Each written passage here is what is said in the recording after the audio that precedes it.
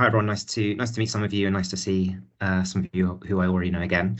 I'm Adam Igra, I'm the Director of Innovation, and I work within the Centre for Innovation, Transformation Improvement at Guy's and St Thomas's. And what I'm going to go through today is how we are configuring ourselves as a single point of access and support for our staff to drive innovation, transformation and improvement, but also providing a point of access for external partners who may wish to work with us and collaborate with us on some of those topics that I've already heard you discussing around AI, around how we can exploit our data to develop new solutions and interrogate our problems, and a whole wide range of different opportunities to improve our services. I'll take you through some of the things, some of the challenges that we're trying to address at the moment, both thematically in terms of areas of the organization, pathway processes that we're looking to innovate, but also some of the kind of core infrastructure that we think needs to be in place in order to allow us to innovate and allow us to work with external parties more effectively, and go into a little bit more detail on that shortly. So these first two slides really set the scene. I think everyone will understand everything on these slides here around the growing costs, growing demand on services, why we need to innovate, why we need to exploit technology, and obviously demands on our workforce. And I won't labour any of that.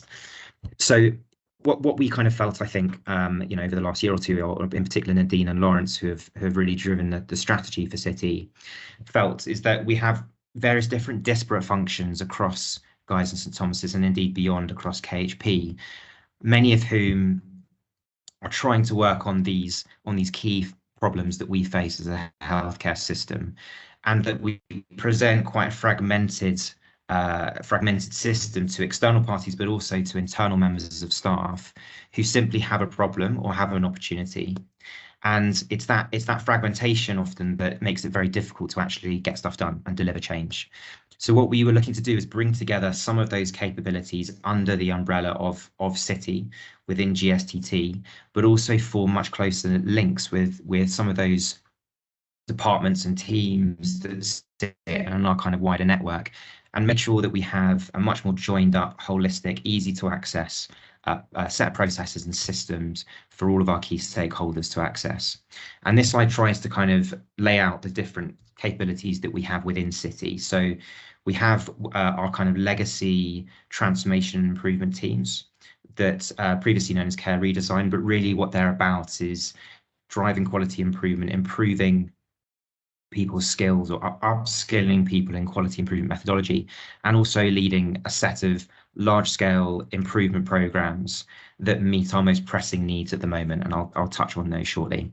We also have our commercial innovation team, which supports tech transfer, commercialization of intellectual property, also adds in commercial expertise to some of our research agreements, and puts in place the commercials when we're collaborating with external companies, which is obviously something that underpins a lot of our work. We have an automation program which sits with me, that's delivering or deploying robotic process automation software across GSTT at early stage with that, but a growing portfolio of initiatives that we're pursuing in that space. And we have what is fairly new, but we're terming as an innovation consultancy, that is basically going to be the first port of call for an internal member of staff that's putting their hand up and saying, I've got this broken process, or I've got this opportunity to improve and I need some support to address that. And I'll kind of take you through how we're imagining that pathway from kind of declaration of a problem or an idea all the way through to delivery of a solution. But then really important, we have a wider network of teams and capabilities that sit across GSTT and beyond that we work really, really closely with. So obviously the AI Centre, I've heard people speak about that, KaiTech when it comes to evaluation of technology. We obviously have Epic coming down the road, which is going to be a really key lever for change, and we within CITI want to ultimately be generating a range of kind of optimizations for Epic that can then drive transformation. There's KHP Ventures, which we can bring in to kind of fund potential spin-outs that we might have coming down the road. And then there are other pockets of quality improvement teams that sit within GSTT. So Rob Brompton, now Heartland Critical Care Clinical Group, has a team. Evelina has a team. And we also have our QIPs, our quality improvement team, that leads on clinical audit and service evaluation. What we also are looking to do through CITI is form much closer partnerships with industry, where we come together and in a kind of mutually beneficial way try and address our most pressing challenges. And we want to kind of co-design some of our processes and co-identify our most pressing problems, and then develop programs of change to address those with industry. So that includes pharma, includes some of the big device companies, and a wide range of others. And then we obviously have our system partners from the ICS to NHSC and X, who we work very closely with, for example, on our automation program, and of course KCL, key stakeholder for us too. And what's our vision? Better, faster, fairer healthcare. So what are we actually working on, and what are we trying to address? So we are in terms of trying to provide some structure, some kind of framing to all of the different challenges that we face. We've kind of identified these 4 grand challenges. Now they're quite broad. They kind of capture most of what you would expect us to be doing.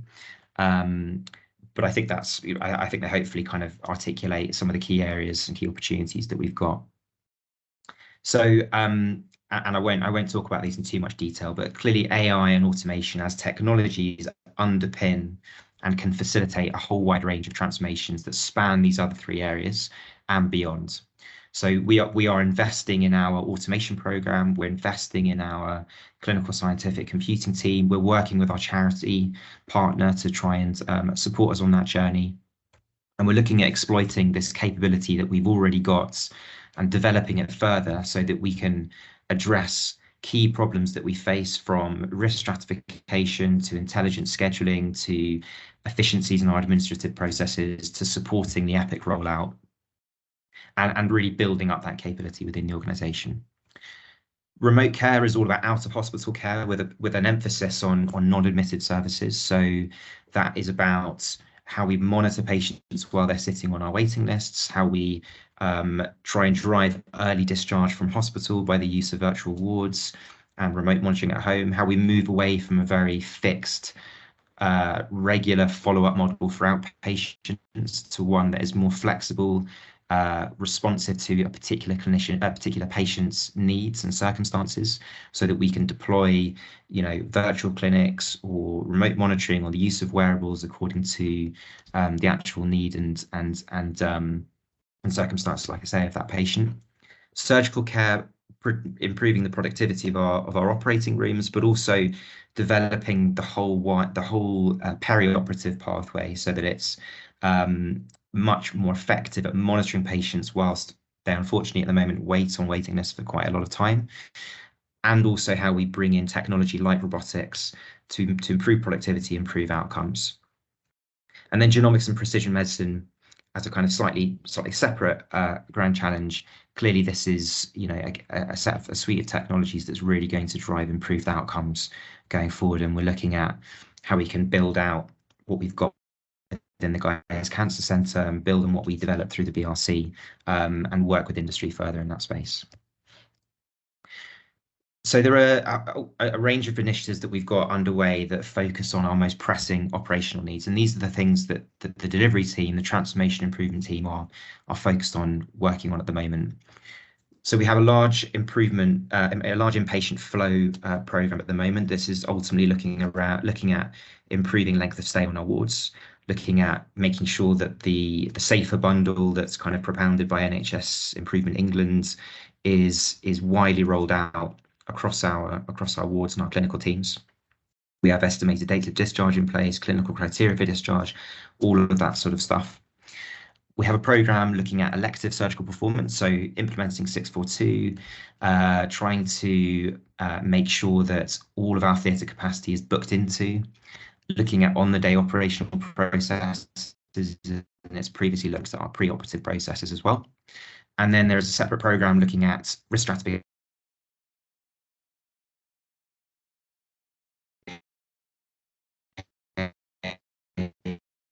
of patients who have appointments but may be high risk and their appointment needs to be brought forward, or low risk and their appointment could be pushed back. So making sure again we explore static way. Industry partnerships, looking at who we already work very closely and new opportunities and bring investment into the organization to drive innovation. Space around innovation.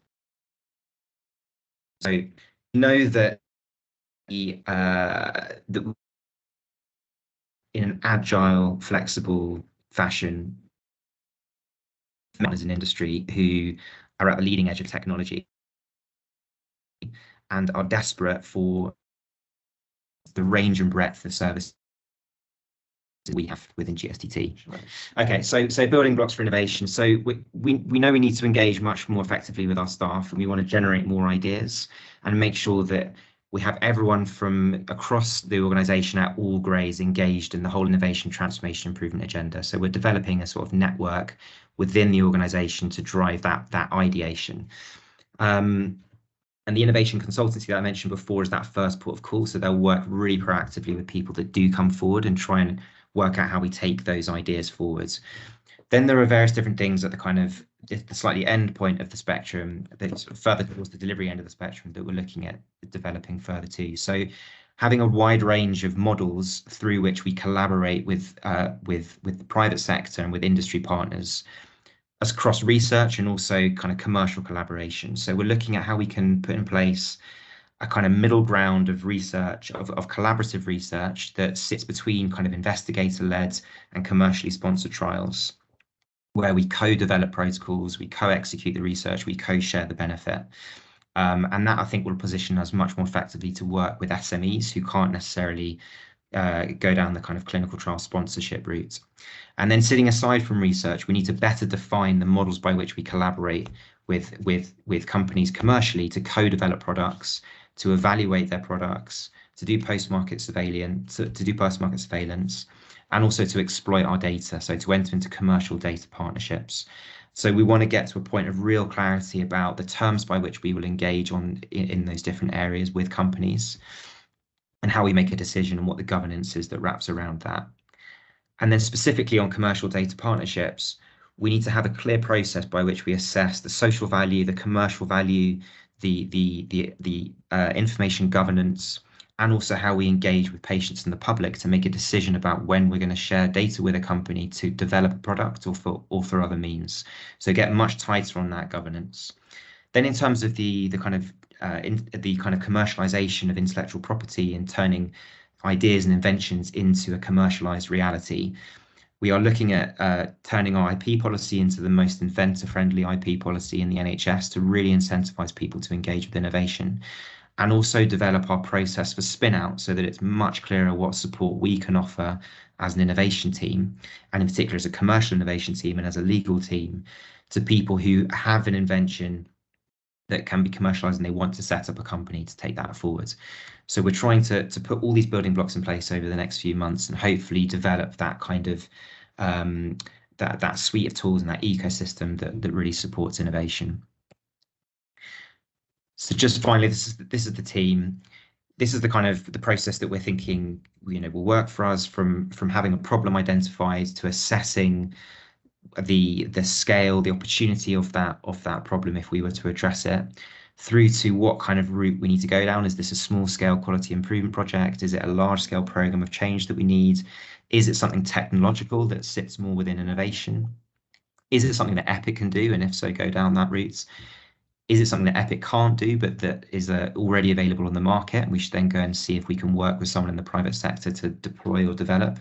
Or actually, does it not exist in the market? It's not something that Epic can do, and we should be looking at whether we can develop something internally that we can then take forward through to potential commercialization further down the road. So we're trying to bring that whole end-to-end kind of problem assessment to delivery of a solution life cycle into CITI. And then just finally, I mentioned the network and how we're looking at engaging our staff. So we have a kind of advisory panel of experts that help us make decisions around prioritization and unblock issues. We've got what we call a kind of faculty, which is representatives from across the organization who are some of our kind of leading thought, some of our leaders in research and innovation, that we look to deploy, again through prioritization, but also in terms of how we engage with industry. But then that CITI network is really anyone across the organization. And the way in which we're looking to engage with them is predominantly through Microsoft Teams. So we've developed a team that can basically provide a forum for people to discuss ideas, to seek supports, to submit inquiries into CITI so they can get slightly more hands-on and involved support from us. We're also listing out all the funding opportunities that are available across the NHS at the moment, all the training opportunities and the ways in which people can get involved in innovation at a kind of national scale. And a whole wide range of other information that hopefully will help people engage with this agenda. So that will be coming out in the next few weeks, and we're really excited about what this can potentially offer to our staff. So apologies for your internet connection. Hopefully you got most of what I said. I'm very happy to take any questions and discuss anything further.